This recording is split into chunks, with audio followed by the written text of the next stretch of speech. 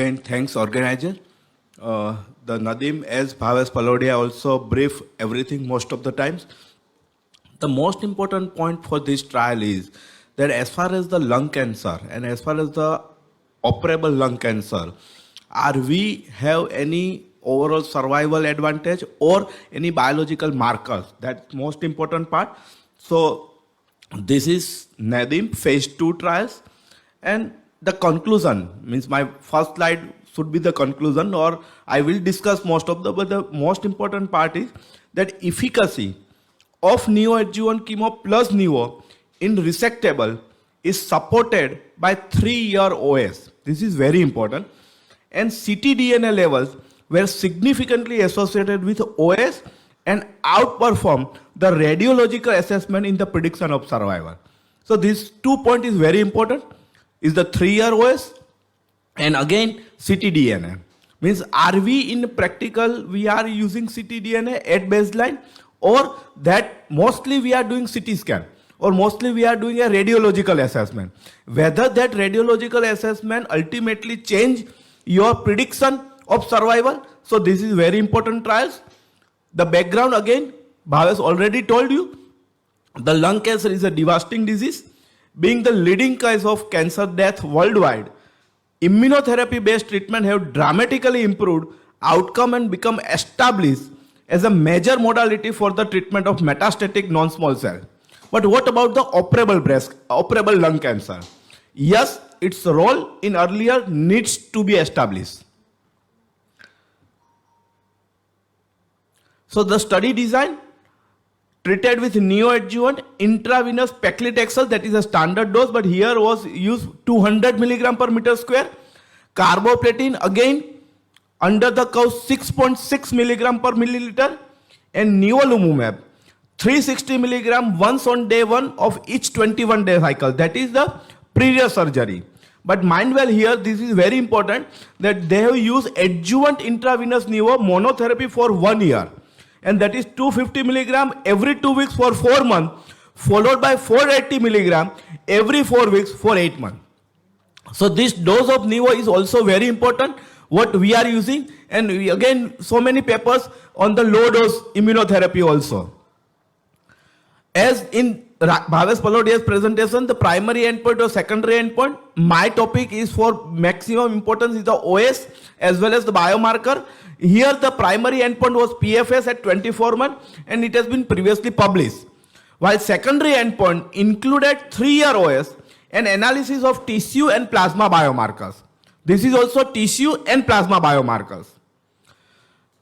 For biomarker analysis, my study or in this data, it was 46 patients were stage 3A. Again, the importance is the nodal status. 9 patients were N0, 3 patients were N1, and 34 patients were N2.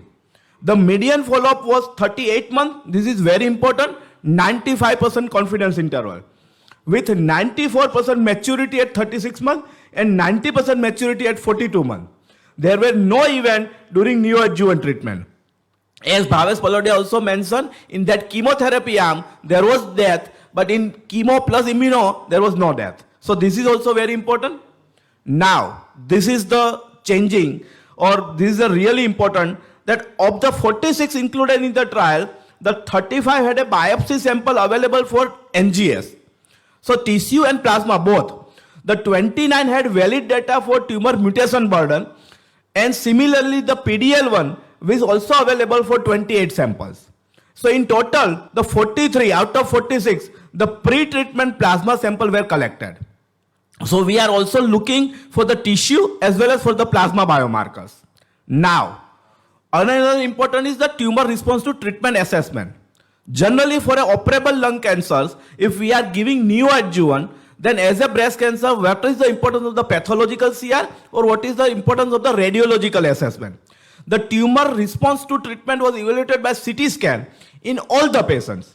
The pathological response was assessed in all the patients who underwent surgery. And a plasma sample collected after neoadjuvant but before surgery was available in 40 cases. The radiological response according to CT scan did not show any association with PFS or OS. This is also very important. Likewise, The pathological CR was not significantly associated with CR. This is also important. The improved PFS and OS were observed for patients with undetectable ctDNA. So my presentation is for the biomarker analysis. So whoever the patient with an undetectable ctDNA at the after neoadjuvant treatment definitely had improved PFS and OS.